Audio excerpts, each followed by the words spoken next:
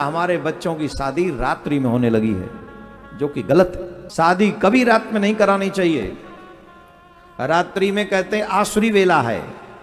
कौन सी वेला है? जोर से बताओ। कुछ विशेष दिनों को छोड़ दिया जाए, कुछ विशेष दिन छोड़ दिए जाए। ये सभी हिंदुओं को सुनना चाहिए ध्यान से। आप देख लो, जब से रात्रियों में शादी होती है तब से जिन उन घरों में ज्यादा कहीं कलेश रहता है। अनुभव करो। और हम तो कहते दिन में शादी करोगे तो खर्चे भी कम होंगे। ध्यान से सुने, बहुत सावधानी से।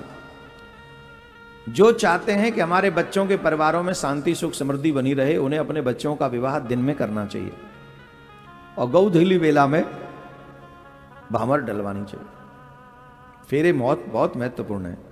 बाकी के फंक्शन कुछ भी करते रहो, कभी भी होते रहें, पर फेरे गौधीली वेला में पड़ जाएं, फिर देखो भाग्य चमकता रहेगा। परिवार 100 में से 90 परिवार चलेंगे।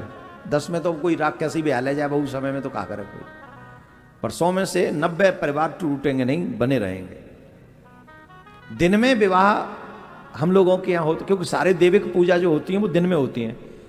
आप सत्यनारायण कथा कराते हो दिन में, आप यज्ञ करवाते हो दिन में, कथा होती है दिन में, फिर विवाह भी सुबह, तो विवाह रात में कैसे हो सकता है?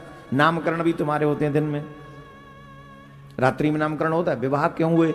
अरे जब हमारे मुगलों के आक्रांता थे ना हमारे देश में, तो उस समय जब बहन बेटियों की शादी होती थी तो वो दुष्ट लोग, राक्षस लोग थे ना, तो उठा ले जाते थे दिन में। इसलिए छुप छुप के रात में अपनी बहन बेटियों को बचाने के लिए, ऐसा मैंने थ्योरी सुना है कहीं से।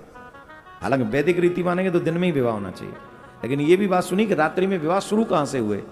तो उन दुष्टों के कारण हुए कि हमारी बहन बेटियों को वो ले जाते थे, इसलिए सबने कहा कि छुप छुप के रात में विवाह कर दिया करो, और हमने वो प्रथा ही बना ली। अभी तक चल ही रहा है वही सिस्टम। तो आप सबसे निवेदन है, बच्चों के विवाह दिन में करिए, आनंद के साथ में उनका सुख जीवन, और नशेड़ियों को मत बुलाइए, चाहे वो कितने भी